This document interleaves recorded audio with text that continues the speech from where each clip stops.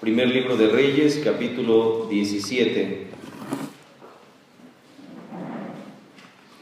Dice la palabra del Señor en el versículo 16: Y la harina de la tinaja no escaseó, ni el aceite de la vasija menguó, conforme a la palabra que Jehová había dicho por Elías. Vamos a orar. Bendito Padre, en esta hora te rogamos que tú nos bendigas con tu palabra y nos des tu dirección, Señor, tu Santo Espíritu. Te pedimos, amado Señor, que tú hables a través de tu siervo, que me escondas, Señor, detrás de tu cruz, que tu gloria y tu poder sean vistos, Señor. Límpiame para ser instrumento de bendición en tus manos y bendice, Señor, a tu pueblo con tu palabra. Edifícanos, Señor, con tu palabra. Queremos oír tu voz.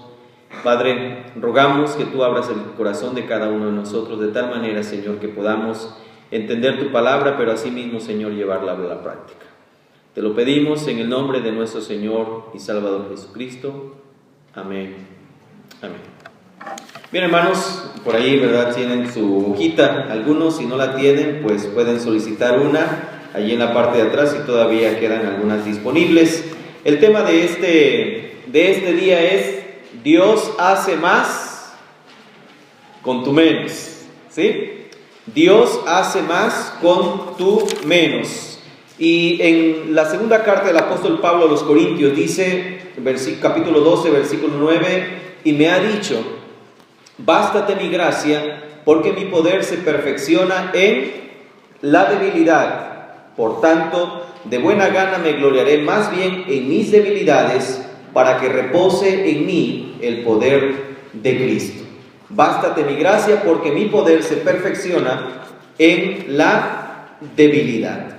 Y al mirar estos pasajes, hermanos, el capítulo 17 comienza con una predicción de una sequía que vendría sobre los israelitas en aquel momento, una sequía que el Señor le había dicho a Elías que profetizara delante de Acab.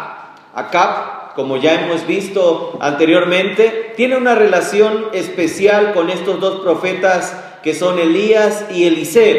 Encontramos también que Acab tenía por allí a su esposa, que era prácticamente una mujer que siempre lo inclinaba hacia el mal. Jezabel siempre buscó la forma de aniquilar a todos los profetas de Dios y establecer ella el culto a Baal allí en el pueblo de Israel.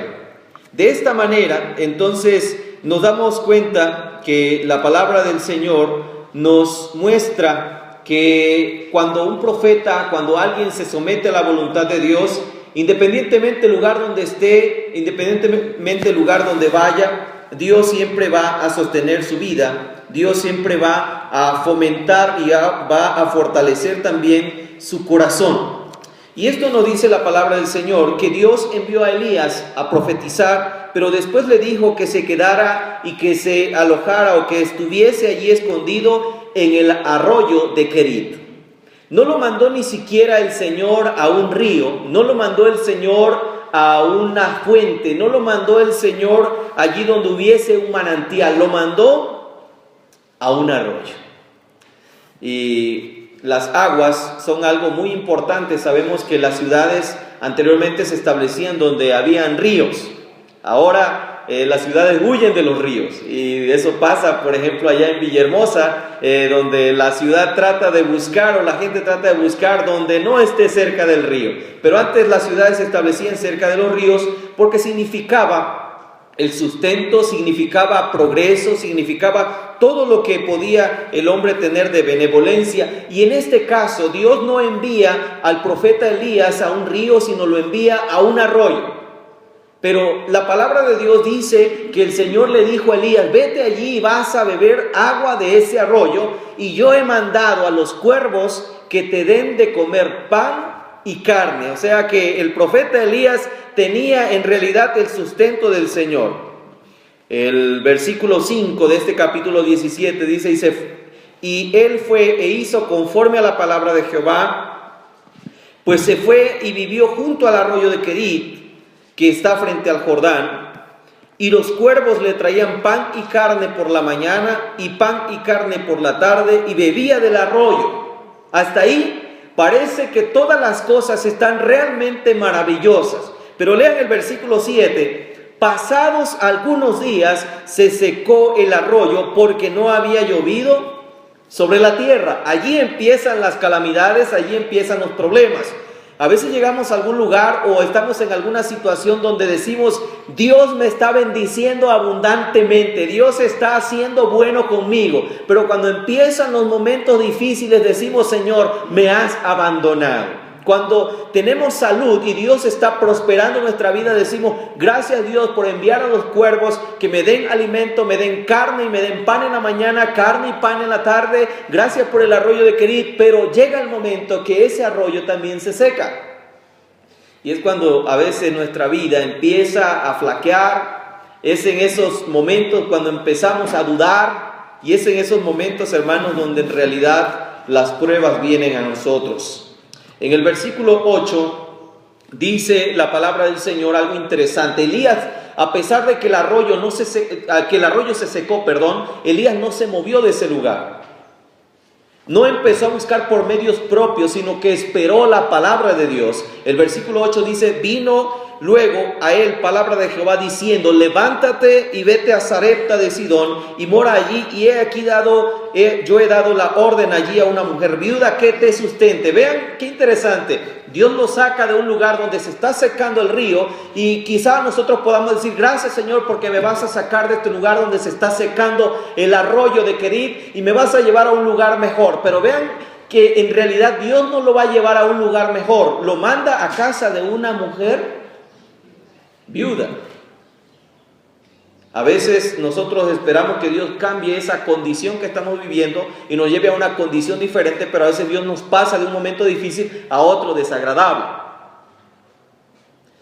Y lo que Dios quiere, hermanos, es que nuestra fe sea probada. Dios quiere que nuestra fe sea probada. El nombre Sarepta significa fundición o refinamiento. Eso significa Sarepta. Fundición o refinamiento. ¿Qué es lo que Dios está haciendo con el profeta? Dios está fundiendo, Dios está refinando su fe. El fuego sirve para purificar los metales, el oro y la plata. Y cuando hay impurezas en medio de esos metales, cuando están revueltos con impurezas, es todo aquello lo que el fuego va a quemar y va a quitar, y va a sacar lo puro, solamente el oro puro y solamente el metal precioso. Entonces el fuego sirve para fundir y para sacar las impurezas, para purificar nuestra vida. Entonces Dios está sacando a Elías de ese momento donde el arroyo se ha secado, donde el sustento ha terminado, pero ahora Dios lo lleva a un lugar no más sencillo, sino lo lleva a Sarepta de Sidón. Y la verdadera fe, hermanos, es aquella que no cambia con las circunstancias. Cuando Dios quiere probar nuestra fe es porque quiere en realidad que nuestra fe sea mejor, pero la verdadera fe es aquella que no cambia con las circunstancias. A veces decimos, Dios, yo confío en ti porque me estás bendiciendo, Dios, yo confío en ti porque me estás mostrando tu gloria, pero a veces en los momentos cuando viene la enfermedad, el problema, la escasez, el dolor, la necesidad, a veces empezamos a flaquear y empezamos a pensar que Dios nos ha abandonado. Elías era fiel a Dios, no importando lo que estuviera atravesando. Querit se secó y ahora su sustento sería la casa de una mujer viuda. ¿Qué tantas cosas le podía ofrecer la nueva situación en la que Dios lo estaba llevando? ¿Era mejor la situación a la que Dios lo estaba encaminando a Elías? Lo estaba llevando a casa de una mujer viuda, que la palabra del Señor nos mostrará su condición ahora mismo. Moverse por fe, hermanos, es ir donde no sabemos, pero dirigidos por Dios. Sarepta era el lugar de procedencia de Jezabel. Dios lo envía al profeta a un lugar de peligro, pero Elías confía en la protección de Dios. ¿Sí? Dios no lo envió a escapar a otra ciudad. Dios lo envió a Sarepta.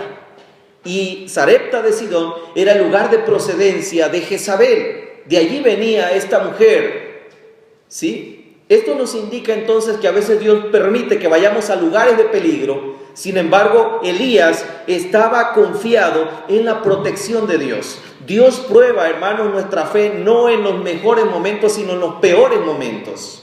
Nosotros podemos decir, yo soy un cristiano fiel a Dios. Sí, en los momentos donde no falta nada en casa. Sí, en los momentos donde no hay problemas. Sí, en los momentos donde no hay necesidad. Pero ¿qué tal en los momentos de prueba y de necesidad? Cuando usted es criticado, cuando usted pasa un mal momento y cuando usted sale del arroyo de Querit que se ha secado a la casa de la mujer viuda de Sarepta. No era fácil para Elías en ese momento, hermanos, ser fiel a Dios, pero él se mantuvo fiel al Señor. Dios nos lleva a lugares o situaciones difíciles para purificar nuestra fe. Hay una palabra que el apóstol Pablo le dice a Timoteo. La fe no fingida, dice, que habitó en tu abuela Loida, en tu madre Eunice. Fe no fingida. Ahora podemos preguntar, ¿habrá fe fingida? ¿Será que a veces nosotros fingimos tener fe? Es posible, ¿sí? Es posible que la fe pueda ser fingida, como lo hacían los fariseos. En segundo lugar, Dios toma lo débil de nosotros para mostrar su poder. Veamos lo que dice la palabra del Señor en el Salmo 68, 5 y 6. Padre de huérfanos y defensor de viudas es Dios en su santa morada. Dios hace habitar en familia a los desamparados, saca a los cautivos a prosperidad, mas los rebeldes habitarán en tierra seca. Dice la Biblia en el Salmo 68, 5 y 6, Padre de huérfanos y defensor de viudas es Dios en su santa morada. Y vean que la palabra de Dios aquí nos enseña algo realmente maravilloso. Dice que Elías se fue a Sarepta y cuando llegó a la puerta, he aquí una mujer viuda que estaba allí recogiendo leña, y él la llamó y le dijo, te ruego que me traigas un poco de agua con un vaso para que beba. ¿Qué le estaba pidiendo Elías a esta mujer? Le estaba pidiendo lo que no había. ¿Cuál era el problema más grande de ese lugar en ese tiempo? No llovía. Había una terrible sequía en aquel lugar, y Elías le está pidiendo a esta mujer lo que Dios le había mandado a profetizar de manera contraria, es decir, que no iba a llover. Entonces, en ese momento, Elías está considerando a esta mujer y le está pidiendo agua. Hermanos, Dios toma lo débil de nosotros para mostrar en nosotros su poder. Por eso la palabra del Señor nos dice que Dios le dijo al apóstol Pablo, bástate mi gracia porque mi poder se perfecciona en la debilidad. Todos, hermanos, en la vida podemos ser usados. A veces decimos, yo no puedo servir a Dios porque no sé hacerlo, porque no tengo la capacidad, porque no tengo los estudios, porque no tengo la experiencia, por esto y por aquello. Siempre decimos y nos vemos débiles. Creemos que los únicos que pueden servir a Dios es quienes han estudiado un poco más, quienes pueden tener una preparación intelectual quizá mayor que la nuestra, y creemos de esa manera que Dios va a usar con más poder, hermanos, a quienes están mejor preparados académicamente. Pero esto no es una realidad bíblica. La realidad bíblica es que Dios, cuando va a elegir a un hombre, lo elige en base a su corazón. Y eso es algo importante. Cuando Dios le dijo a Moisés que eligiera a muchachos, a varones de buen testimonio, que fueran sabios. Cuando los apóstoles van a elegir a los diáconos en Hechos 6, varones llenos del Espíritu Santo y de sabiduría, a quienes encarguemos este trabajo.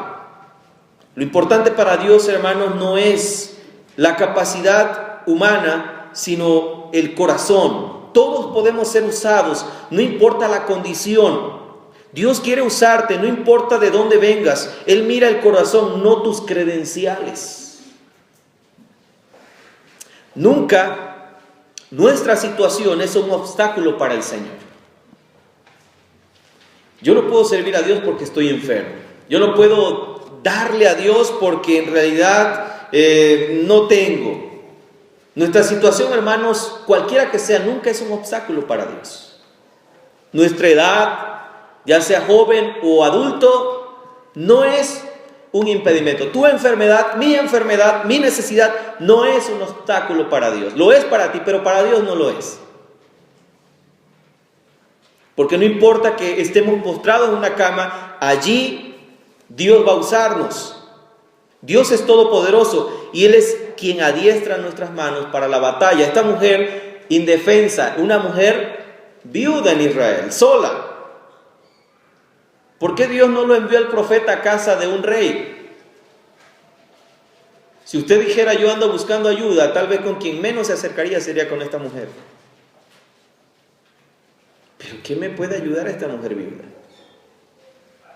¿Por qué voy a pedirle yo a esta mujer si está peor que yo? Si usted tiene necesidad, ¿va con quienes tienen más necesidad que usted? ¿A ellos acude? Si tuviera una necesidad, ¿iría con ellos? Tal vez no. Pero en realidad nosotros somos limitados, pero Dios es infinito. Así que, hermanos, no mires tu situación. Ponte al servicio de Dios, ponte al servicio del que todo lo puede. Esta mujer en realidad dice, y yendo, ¿verdad?, a traérsela, él la volvió a llamar y le dijo, te ruego que me traigas también un bocado de pan en tu mano.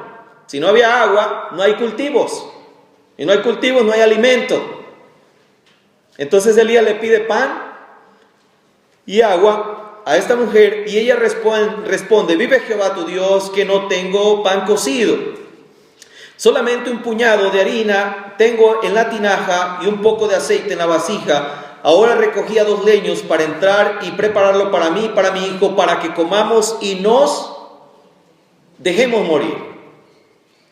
Hermanos, ¿quiénes de los que están aquí, verdad? No, bueno, últimamente no hemos visto al hermano Ramsés, pero él sí, un puñado de harina en su mano sería mucho, ¿no? Pero ¿quiénes de los que están aquí podría sostener a su familia con un puñado de harina? ¿Qué tanto podría hacer usted? Las hermanas que saben mucho acerca de cocina, ¿qué tanto podría hacer usted con un puñado de harina? ¿A cuántas personas podría alimentar con un puñado de harina?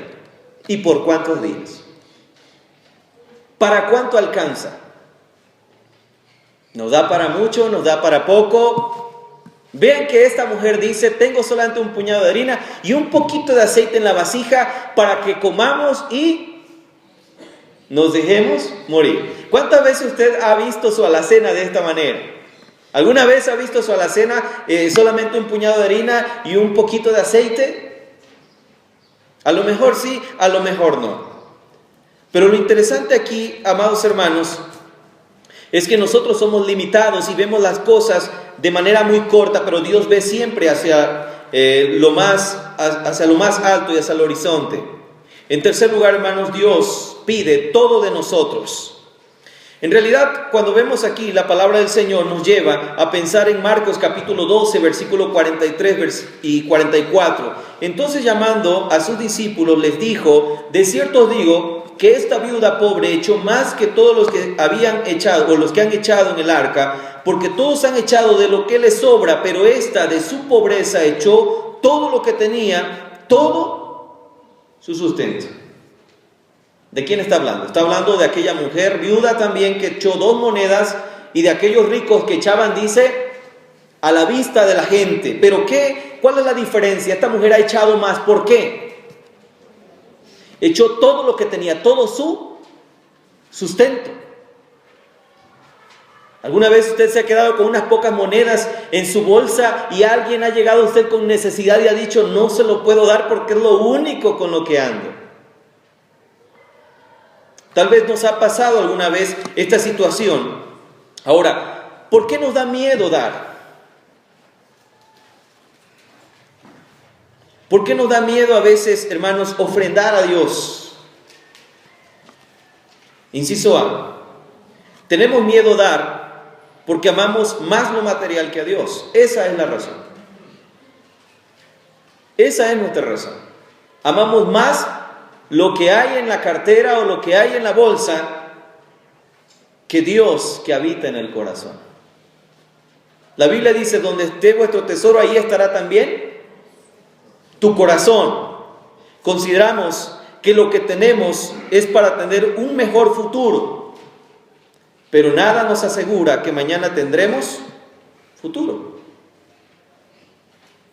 Muchos dicen, estoy ahorrando, estoy reuniendo, no puedo yo darle a los demás porque esto es para mi futuro. Pero ¿quién te asegura que tú vas a vivir mañana y tendrás un futuro? Por eso en Eclesiastés nos dice, ¿verdad? Piensa, porque el que amontone riquezas, tú te vas a morir y los demás se lo van a gastar de la noche a la mañana prácticamente. Ahora, ¿por qué nos da miedo dar? Nos da miedo dar, hermanos, porque no confiamos en Dios. Decimos, si doy esto, ¿cómo le voy a hacer para mañana? ¿Qué vamos a comer mañana si yo le doy al pobre? Si le doy a otra persona, ¿qué voy a comer yo mañana? Y Jesús responde, busca primeramente el reino de Dios y justicia, y todas las demás cosas vendrán por añadidura. ¿Acaso, dice el Señor, los pájaros siembran y recogen en graneros? ¿Quién los alimenta? Tu Padre Celestial. Si yo le doy mi chamarra o le doy mi vestido a alguien, ¿con qué me voy a cubrir mañana? Considera los lirios del campo, no trabajan ni hilan. Sin embargo, ni aun Salomón se vistió como uno de ellos. No confiamos en Dios. No confiamos que Dios pueda proveer. Y por eso decimos, yo no puedo dar, yo no puedo compartir, porque si le doy lo que tengo, me quedo sin nada. ¿Y cómo le voy a hacer el día de mañana? Nos hemos olvidado, hermanos, que Dios es dueño de todo. No es fácil dar porque pensamos en nosotros antes que en los demás. Esa es otra razón. No podemos darle al pobre porque primero estoy yo. Está mi necesidad. Y decimos, no puedo yo darle o comprar pan para una persona o darle el vestido a alguien. Es mucho dinero lo que estoy dando. Y si nosotros nos damos cuenta, nos gastamos muchas cosas en vanidades. El Salmo 41:1 dice, bienaventurado el que piensa en el pobre. En el día malo lo librará Jehová. La pregunta es, ¿piensa usted en el pobre o solo pensamos en nuestro vientre? ¿Pensamos en los demás antes que en nosotros? ¿O para nosotros siempre estamos nosotros antes que los demás? Elías le dijo a esta mujer, no tengas temor, ve, haz como has dicho, pero hazme a mí primero de ello una pequeña torta cocida debajo de la ceniza y tráemela. Después harás para ti y para tu hijo. Qué molesto era este Elías, ¿no? Le dice, hermana, ¿me puede dar un vaso de agua? Y le dice, hermana, bueno, sí. Y va caminando la pobre hermana todavía, pero por favor una tortita, ¿no? Y dice, bueno, nada más tengo un puñado para cocer para mi hijo, para mí, porque no tenemos más nada y nos vamos a morir de hambre. Tú ve, haz la torta, pero primero hazme una a mí. Ya después si queda para tu hijo y para ti. Pareciera ser como que eso es lo que Elías está tratando de hacer. Sin embargo, si vamos al texto, añadido al texto, hay una promesa. Veamos la promesa de Dios, hermanos, en el versículo 14, dice la palabra del Señor, porque Jehová, Dios de Israel, ha dicho así, la harina de la tinaja no escaseará, ni el aceite de la vasija disminuirá, hasta que Jehová haga llover sobre la faz de la tierra. Y eso es importante, amados hermanos. Dios pide que nosotros demos siempre lo mejor de nosotros, demos todo. ¿Qué le estaba pidiendo Elías a esta mujer? El sustento de ese día. Esta mujer pudo haber pensado, si le doy de comer a este hombre, ¿qué vamos a comer mi hijo y yo? Y a veces así pensamos, si le doy al pobre o si le doy al necesitado, ya no me voy a poder comprar el teléfono o la camisa o el coche que yo estaba pensando comprar. Porque primero está pensar en nosotros y luego pensar en los demás. Damos la vuelta a nuestra hoja y dice, el Señor, hermano, no quiere lo que nos sobra, quiere lo mejor de nosotros. ¿Qué hacían aquellos hombres? Dice el Señor. Echaban de lo que le sobraba, pero esta mujer echó todo su sustento, de su pobreza. ¿Se han leído ese pasaje ahí en el Evangelio de Marcos, capítulo 12, versículo 43-44? Dice, de su pobreza echó todo lo que tenía, todo su sustento. No de su riqueza, de su pobreza. En cuarto lugar, Dios te invita, hermano, a que confíes. Dios te invita a que confíes. Porque Jehová, Dios de Israel, ha dicho así: la harina de la tinaja no escaseará, ni el aceite de la vasija disminuirá hasta que el día que Jehová haga llover sobre la faz de la tierra. Dios tiene muchas promesas para nosotros. Créale a Dios. Creerle a Dios es tener seguridad. No solo creas que Dios existe, cree también lo que Él dice. Una cosa es creer en Dios y otra cosa es creerle a Dios. Eso es muy distinto. La gente dice, yo creo que Dios existe, pero no le cree a Dios. Y qué difícil es para nosotros, hermanos, creerle a Dios. Dios ya ha dicho que la vasija no disminuirá, que la harina no escaseará, pero aún así retenemos nuestra mano al pobre y al necesitado. Aún así, hermanos, no queremos desprendernos. Porque qué difícil es para nosotros desprendernos de aquello que amamos. Y si amamos el dinero, va a ser muy difícil para nosotros desprendernos del dinero. ¿Sí?